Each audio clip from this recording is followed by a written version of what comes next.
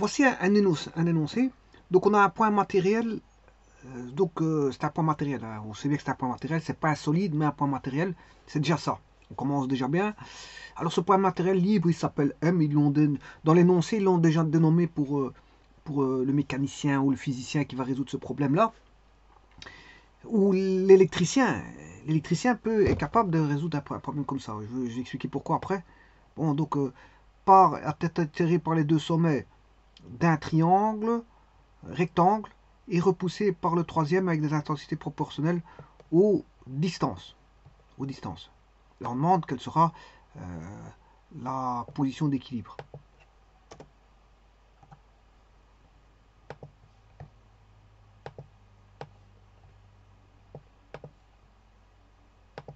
Donc un point matériel que je vais appeler M.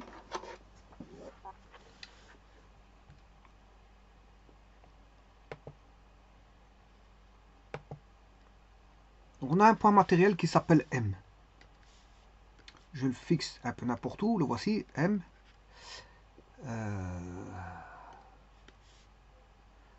Est attiré par les deux sommets d'un triangle rectangle. Est attiré. Un triangle rectangle est ici. Est attiré par les deux sommets d'un triangle rectangle et repoussé par le troisième. Donc c'est-à-dire qu'il y a des forces d'interaction qui vont se produire entre les sommets du triangle et M. Voilà, ici il y a des forces d'interaction de ce style-là. Alors, bien sûr, le triangle, je vais l'appeler ABC. A, il est rectangle en A, B et C. Donc il y a voilà, un point B qui attire ce point matériel M. Alors je peux dire, attention qu'ici ils disent les deux sommets d'un triangle rectangle est repoussé par le troisième. Voilà, donc soit B, je considère que c'est B et C les répulseurs. Voilà, je pourrais faire ceci. Repoussé par le troisième. Non, il y en a deux attracteurs et un répulseur. Alors, deux attracteurs, bon, il y a différents cas de figure. Hein. Supposons que A soit l'attracteur, j'aurai ceci. Et à ce moment-là, on aura, je me rappelle déjà plus combien d'attracteurs qu'il y a. Est attiré par les deux sommets d'un triangle. Est attiré, donc il y a deux attracteurs et un répulseur. Bon, deux attracteurs et un répulseur, ça veut dire qu'on aura une force due à A sur M. Voilà, deux attracteurs. Ça veut dire que je peux avoir ceci. Un cas de figure serait ceci.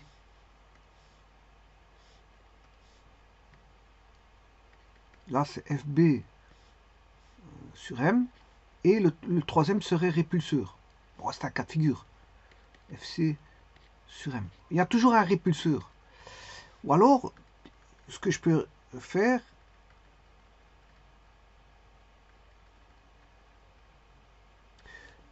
les deux... Bon, il y a différents cas de figure. C'est B et C qui attirent, et c'est, on va dire, A qui repousse. Voilà. Maintenant, je peux dire que là, on a le répulseur est ici. On a un répulseur et deux attracteurs. Je peux dire que j'ai deux attracteurs et un répulseur.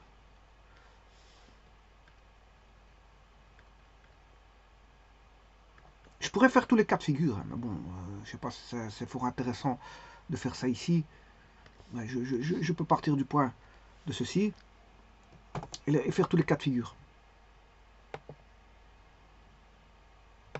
On sait bien qu'on a toujours deux attracteurs.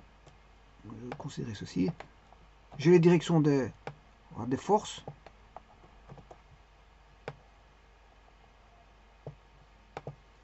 supposons que là, j'ai celui-ci qui attire, et celui-là qui attire, donc ça veut dire que l'autre est répulseur. Je peux dire que c'est lui qui attire, et lui qui attire, donc ça veut dire que c'est lui qui est répulseur. Alors je peux dire que c'est lui qui attire, et lui qui attire, c'est-à-dire que celui-là il est répulseur. Voilà, on a 3 cas de figure. 3 cas de figure. Bon, je pourrais prendre ce cas de figure là par exemple. Je pourrais prendre ce cas de figure là. Donc c'est de mettre mes forces d'interaction. Alors pourquoi j'ai dit que les électriciens peuvent faire ça? Parce qu'on retrouve ça dans les forces électrostatiques. Les forces électrostatiques. En B, on peut se dire qu'il y a une charge, voilà, qui est plus, et en M, voilà, on a une charge moins. Et donc là, il y a une attraction. Alors je pourrais dire que, alors j'ai dit que j'allais prendre ce cas de figure là. Là c'est F de B sur M. M est attiré par B.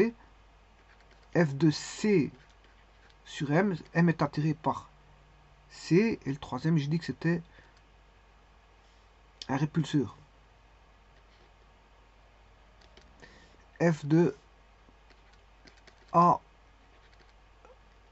est repoussé, enfin M est repoussé par A. Et donc on pourrait avoir ceci par exemple. Là une force Q-, puisque j'ai mis moins ici, là ce serait Q-. Là c'est Q+, Q- s'attire, et là j'aurais Q+, puisqu'il est attirant. Voilà. Bon, c'est pour ça que je vous dis que en électrostatique, bon, les électriciens sont capables de faire des problèmes, voilà, de calcul de force et de distance, calculer soit des distances, soit des forces, dans un problème liant des charges électrostatiques entre elles. Donc c'est un petit peu ça qu'on a. Mais ici, ils disent pas que c'est des forces électrostatiques. Ils disent pas qu'est-ce qui va causer l'attraction ou la répulsion. Ici, on peut présupposer que ce sont des forces électrostatiques. Mais bon, on va pas aller trop loin. Ici, on est dans le concept, voilà, du travail voilà, d'équilibre de force. Donc on va bannir les causes qui provoquent, je veux dire, ces attractions, ces répulsions. On sait bien que ça pourrait être par exemple des charges électriques. Donc par exemple ici ce sont des forces à distance, parce que B agit à une certaine distance sur M. A agit avec selon une certaine distance sur M, et C agit selon certaines distances sur M. Et justement, le problème ici, ben, on demande qu'il y ait un équilibre, donc plus rien ne bouge, et on demande quelle est la position d'équilibre, donc les distances à laquelle il y a, voilà, les trois forces sont en équilibre entre elles.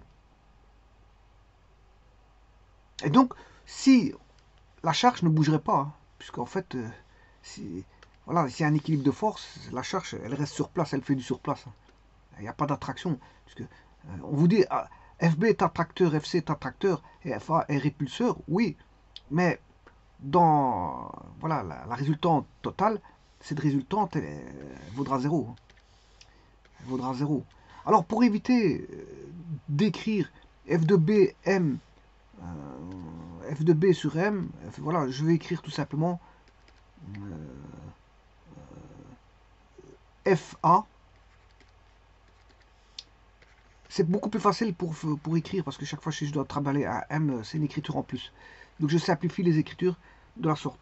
Alors, l'équilibre signifiera qu'on aura FA plus FB plus FC égale la résultante est nulle. Alors comme on a un point matériel, voilà, la condition nécessaire et suffisante pour qu'un point matériel soit en équilibre, c'est que sa résultante de force soit nulle, sans plus. Il n'y a pas d'équilibre de rotation, puisque on ne considère pas que le point tourne sur lui-même. Alors qu'est-ce qu'on dit ici? Bon, ces forces sont avec des intensités proportionnelles aux distances. Ouais. Donc des intensités proportionnelles aux distances. Donc ça veut dire que c'est proportionnel. Bien sûr, c'est la même proportionnalité pour les trois. Hein, on va dire ça comme ça. Voilà, on aura que FA, et c'est là que la notion de distance apparaît pour pouvoir trouver les distances, parce qu'en fait il faut trouver la distance pour laquelle il y a équilibre. Donc la force FA en module,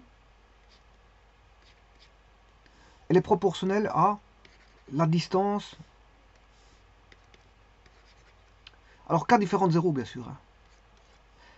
K à la distance FA, c'est FAM. FAM, donc c'est la distance AM. FB en norme, alors j'écrirai FA comme ça parce que c'est la norme, hein.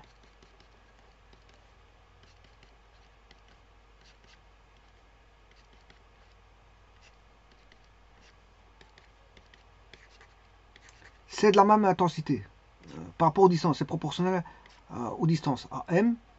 Alors, FB, c'est proportionnel à la distance.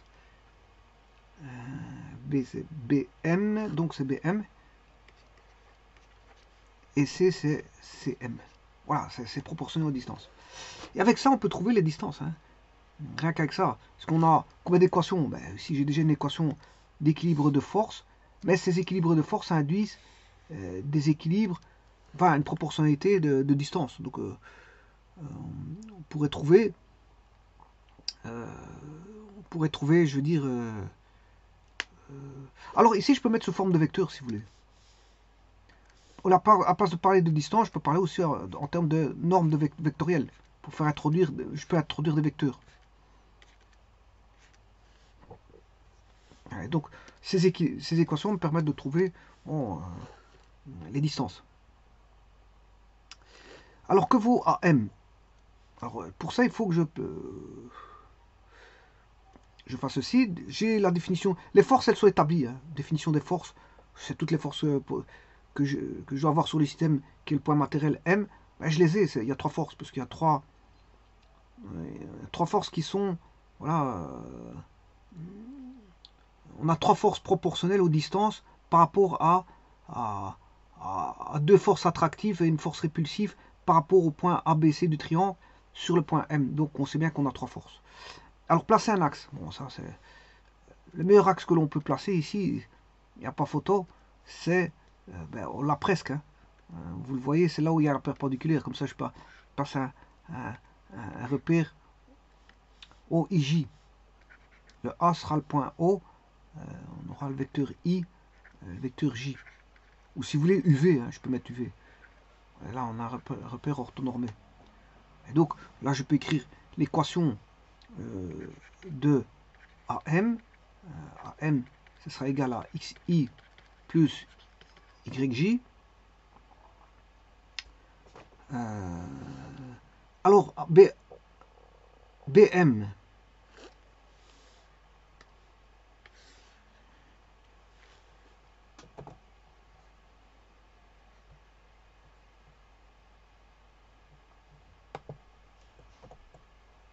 on va écrire tout sur la droite.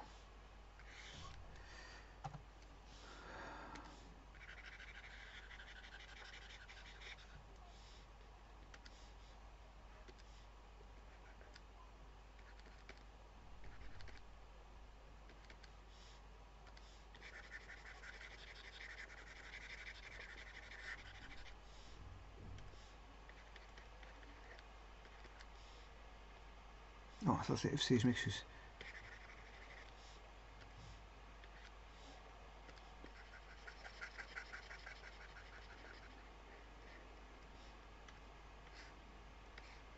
FB. Voilà. Alors, je disais, bon, on sait bien qu'on a une équation d'équilibre, mais ici je vais écrire par rapport au vecteur AM par rapport aux composantes XY. Donc on aura XI plus YJ pour AM. BM, ben, on peut dire que c'est BA plus AM, vectoriellement parlant. Voilà. Or, ceci c'est AM moins AB. Voilà, moins AB. Donc on aura AM est connu, c'est XI plus YJ moins AB qui est y moins... enfin, on va dire que c'est y1j.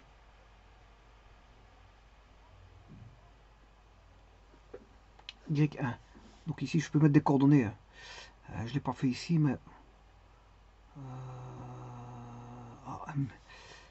AM, ça c'est le 0, 0. Le point A est en 0, 0. Point M, il est en XY. C'est pour ça que je me suis permis d'écrire XI plus YJ. Bon, et le B, il est en 0, Y1. Et le C, il est en X1, 0. Voilà. Alors avec ça, je peux... Voilà, donc ça veut dire qu'ici, je peux mettre Y1J. Et donc, on aura X moins... Enfin, XI plus Y moins Y1J.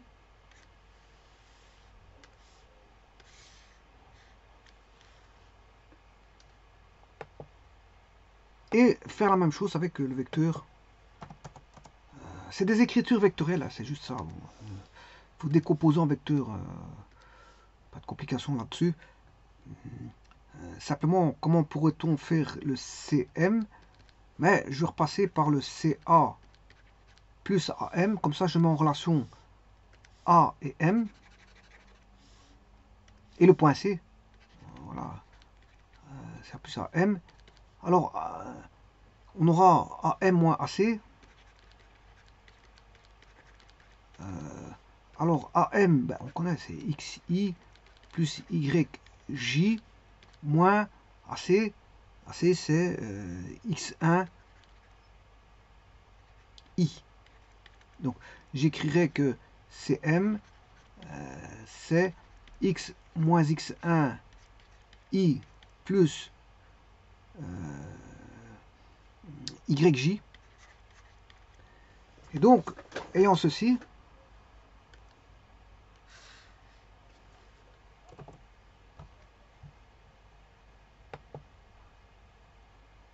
bon, je m'excuse, j'en ai pour 2 secondes. Petit instant.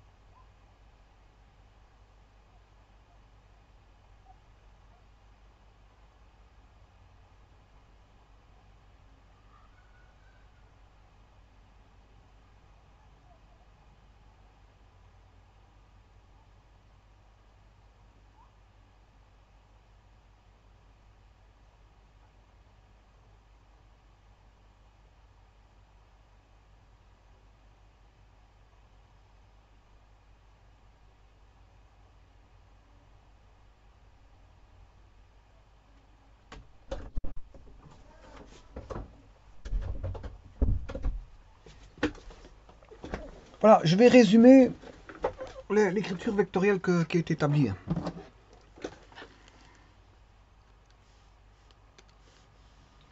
Alors, AM,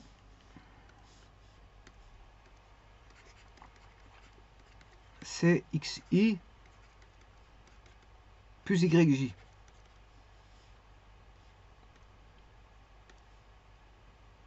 PM,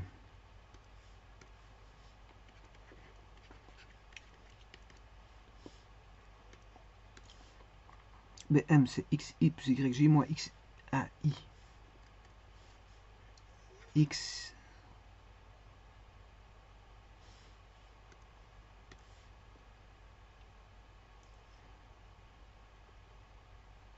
c'est X plus BM, c'est X et Y moins Y1.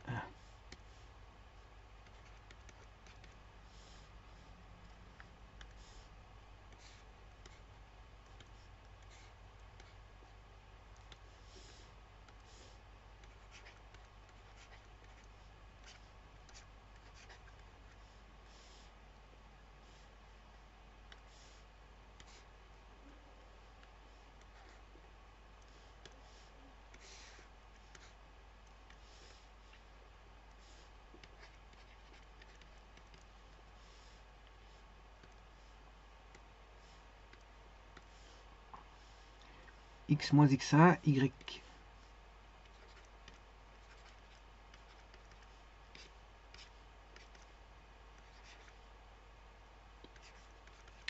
Voilà, donc j'ai bien les trois normes. On sait bien que le vecteur FA est proportionnel à M. Donc, on peut dire que... bon, ça je vais le faire dans une page à part, hein, parce que sinon... Parce que j'ai trois équations à écrire. Donc on sait bien que c'est proportionnel aux distances, mais donc au vecteur. C'est proportionnel aux distances, donc au vecteur.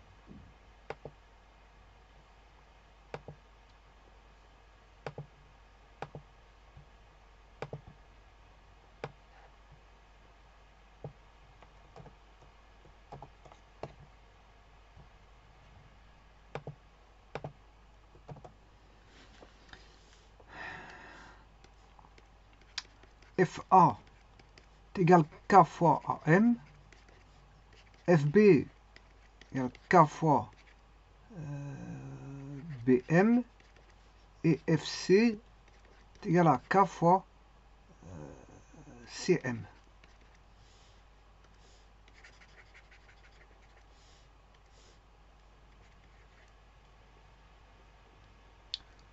Sachant que les vecteurs AM, BM, CM, bon, on les a, puisqu'ils sont là.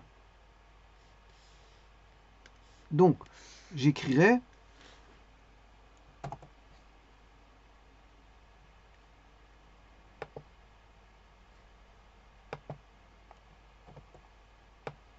K fois AM. Non, ça c'est FA. FB. FC égale à K. C'est-à-dire qu'ici, ceci, ben, on va faire fois K fois K fois K. Alors, on sait qu'on a un équilibre de ces forces, ouais, qui sont proportionnelles aux distances. L'équation d'équilibre, c'est FA plus FB plus FC égale 0. On a FA plus FB plus FC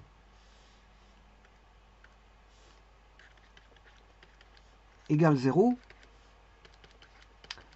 En d'autres termes, c'est ceci.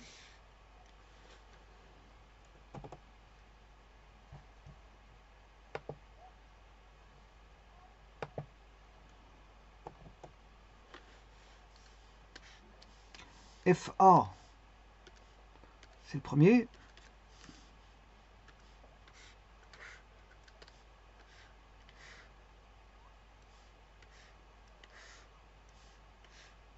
Ça, c'est FA.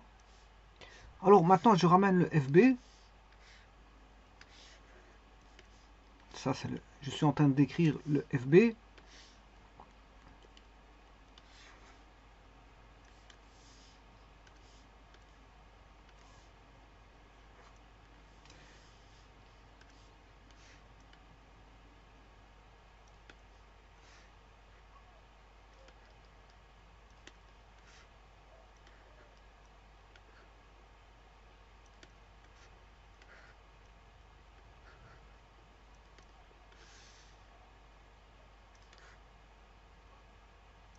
Et je vais ramener bien sûr le FC. Petit instant. Je vais réduire tout. Parce que je n'ai plus de place. Hein. Voilà, comme ceci.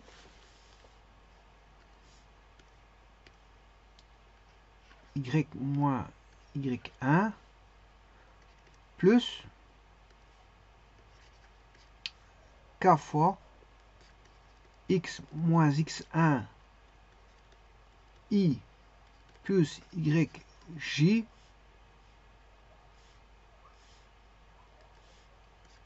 voilà, ça c'est des vecteurs, c'est FA, là vous retrouvez FA, vous retrouvez FB et vous retrouvez FC qui doit être égal à 0.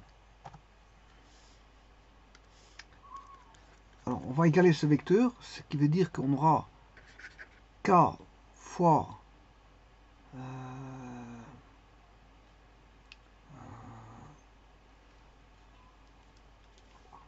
alors, combien d'x qu'il y a?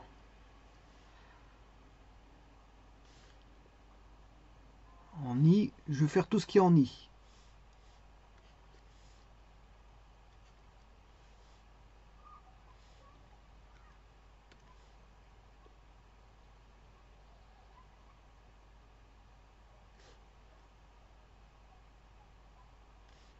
Bon, il y a juste un petit truc. Ouais, je dois encore distinguer quand est-ce FB, s'ils sont attracteurs ou répulseurs.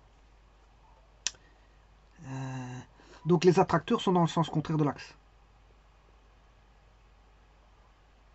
Les attracteurs sont dans le sens contraire de l'axe. Donc ici FA, FB, FC sont supposés être les attracteurs.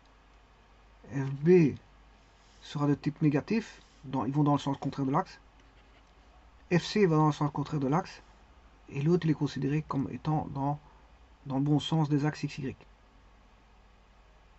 Voilà, donc on a, là c'est la notion de répulseur et de deux attracteurs. Donc je dois prendre en compte ceci. Bon, là, ici, donc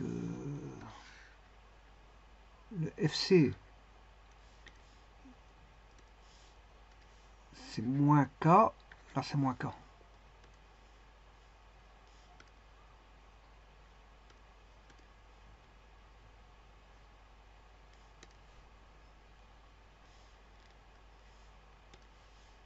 Là, donc j'ai bien moins, ça c'est bon.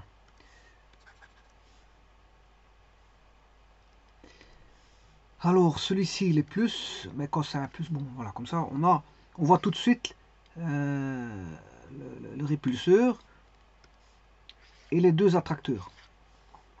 Alors CFBFC, alors ici je vais mettre ça en œuvre.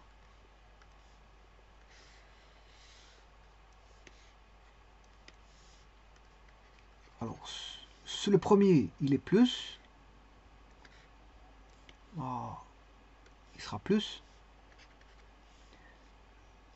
Les deux autres seront moins.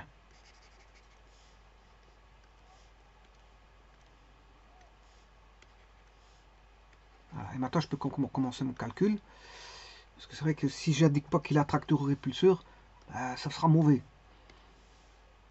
Alors on a K fois X. Je vais mettre tout en X, en I. Tout en I. Composantes en I. Je vais écrire toutes les composantes en I. Et puis toutes les composantes en J.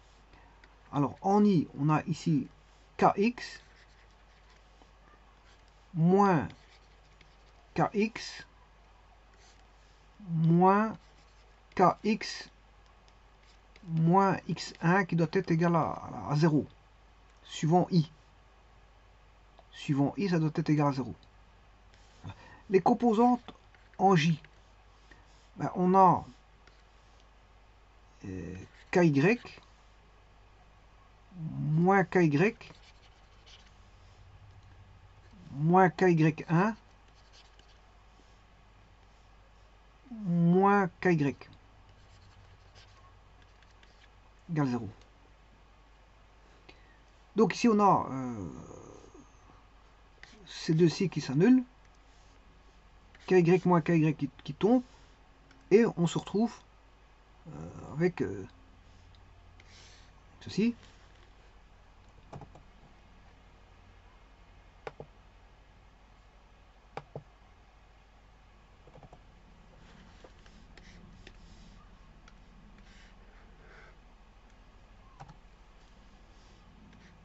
Ça implique, bon, comme k est différent de 0, parce qu'il y a bien, c'est proportionnel à une distance, et il y a bien une proportionnalité, sinon, si c'est égal à 0, c'est qu'on n'a pas d'attraction ni de répulsion. Donc k, c'est différent de 0, il y a bien une proportionnalité par rapport, il y a bien une force d'interaction proportionnelle à la distance. Alors tout comme l'est la force de gravitation, hein. C'est une force proportionnelle à la distance. C'est F égale gamma, F égale gamma constante de Cavendish, M prime sur R carré, où il y a encore les forces électrostatiques de Coulomb. Voilà, là aussi, on a une constante K qui est, là, ce ne sont pas des masses, mais ce sont des masses, on va dire des espèces de masses électrostatiques qu'on appelle des charges, Q1 et Q2, sur aussi une distance. Vous voyez que c'est, là, c'est inversement, la force est inversement proportionnelle à la distance. C'est-à-dire que plus la distance est grande et plus la force est petite, ce qui est normal, parce que deux charges qui sont très peu éloignées, mais leur interaction de force est très petite. Alors, on va dire ça comme ça. Alors ici, le cas peut être aussi un inverse. Hein. On ne sait pas ce que vaut le cas, on s'en fout du cas. Quand on dit proportionnel, c'est peut-être inversement proportionnel, on ne le sait pas ici. Ici, on va juste trouver la distance. Comment? Mais de ça, on peut, sachant que k est différent de 0, mais x moins x1 est différent de 0, égal à 0. Et donc, x égale x1. Idem pour celui-là, on aura... je peux tirer k y1 moins y égale 0. Et donc, je peux dire que y1 moins y égale 0, ça induit que y égale y1. Et voilà. Et donc ça, c'est une donne importante au problème. X égale x1 et y égale y1. Qu'est-ce que ça signifie? Ben, si je reviens sur le problème, ici, je vais essayer de trouver un dessin. Voilà, tout fait. Voilà, je vais prendre celui-ci.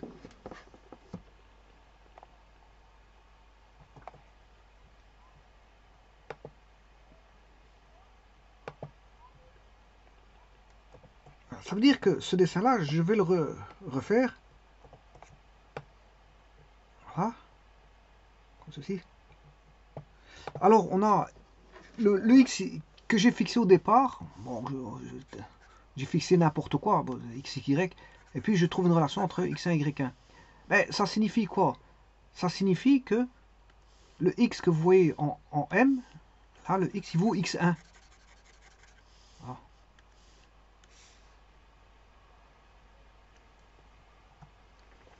Donc, x égale x1, on aura ceci. Voilà. Et le point M, il est là.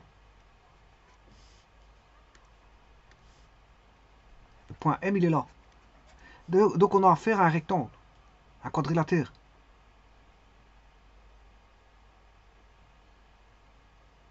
Voilà, donc, on a affaire à un quadrilatère. Donc, le M, il vaut x1, il se trouve en x1, y1.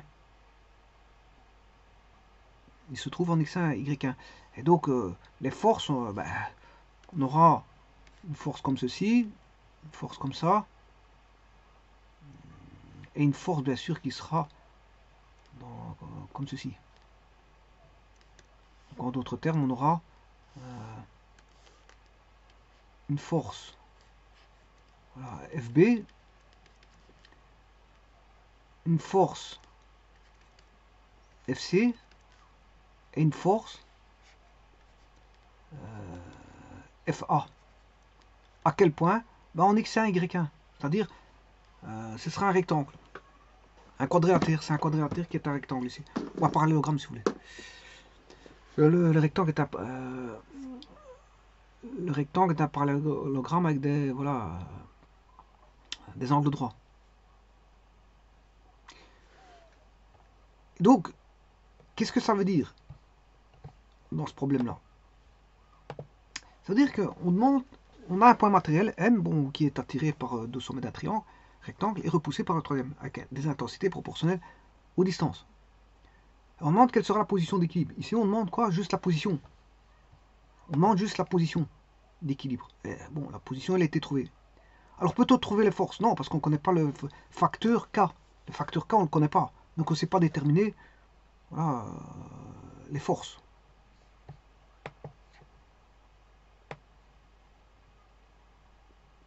Voilà, le facteur K, on ne le connaît pas. J'ai fixé un facteur K, on disait que c'était proportionnel. Mais si on pouvait connaître ce cas-là, Ben, à ce moment-là, on peut déterminer F, FB, FC. Puisque maintenant, on sait bien que d'après la position donnée des points A, B, C, A étant à l'origine, B valant 0, X1 et C, je me rappelle plus. Voilà. C valant X1, 0, oui, X1, 0, oui, c'est ça, X1, 0, et B valant 0, Y1. Donc, ce qui veut dire que, ayant fixé B et C, on peut trouver le point M qui sera toujours en X1, Y1, c'est-à-dire au sommet d'un quadrilatère qui est ici un parallélogramme ou un rectangle, peu importe. Ici, il est rectangle parce que j'ai pris, voilà, on a un triangle rectangle, donc là, on a un rectangle d'office, un pur rectangle. Maintenant, un parallélogramme, c'est un rectangle, c'est un parallélogramme, je vous le dis tout de suite. Un rectangle, c'est un parallélogramme. Voilà. Un rectangle, c'est un parallélogramme ayant une propriété particulière d'angle droit. Mais le parallélogramme n'est pas un rectangle, attention à ça. Ça, c'est la hiérarchie, voilà, c'est d'une hiérarchie que voilà, le parallélogramme est au-dessus du rectangle. Donc, si maintenant les propriétés du parallélogramme découlent sur celui du rectangle, mais les propriétés du rectangle, par exemple, si je prends l'angle droit, il n'est pas dans le parallélogramme. Je peux aller dans le sens inverse. Voilà. Donc, ici, la figure sera un parallélogramme si on n'a pas un triangle rectangle, mais si le triangle rectangle, on a un rectangle pur. C'est un rectangle pur. Voilà, donc ici c'est un rectangle pur parce que on a un angle droit en A. Mais donc ça on sait trouver la position M par rapport à B et C connu.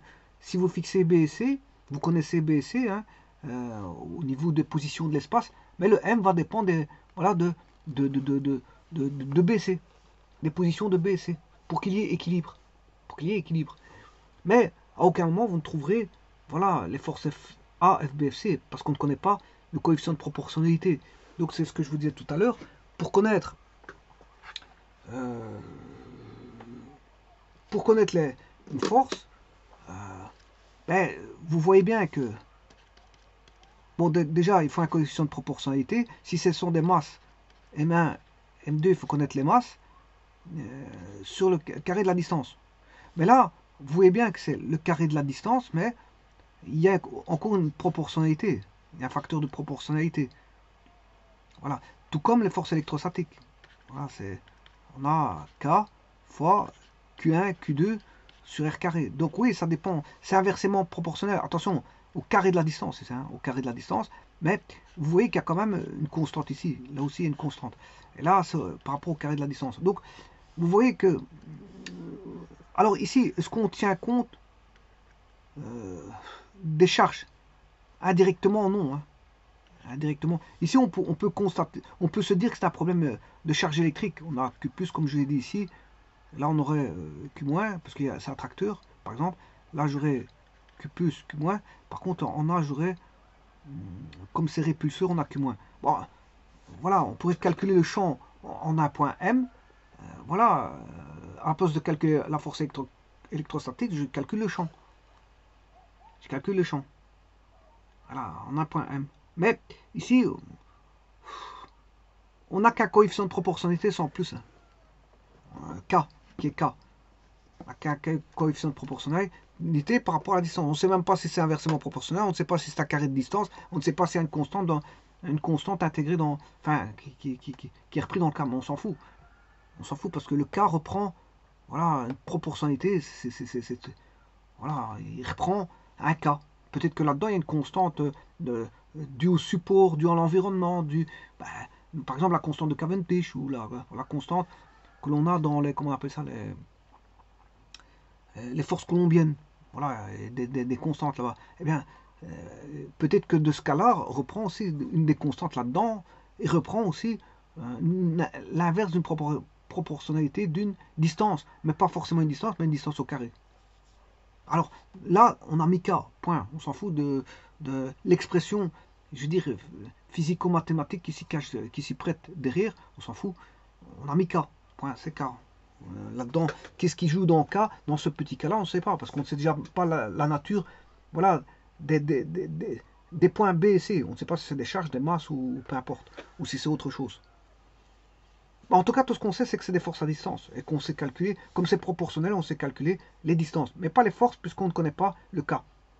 Alors, on a le vecteur AM est connu, voilà, parce que j'avais posé le vecteur AM xi plus yj, mais en fait, on a trouvé le xy, il dépend des points B et C qui sont 0y1 et 0x1, donc je sais trouver, voilà, le vecteur AM, il est connu. Le vecteur BM, je sais le connaître, et le vecteur CM aussi. Alors, le plus moins moins, bah, ça c'est d'office, parce qu'il y a deux attracteurs et un répulseur.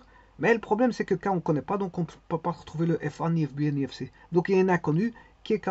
Et de ce fait, de cet inconnu-là, ben, on ne peut pas connaître les différentes forces. Donc ce problème-là, c'est un problème voilà, comment on appelle ça, de mécanique.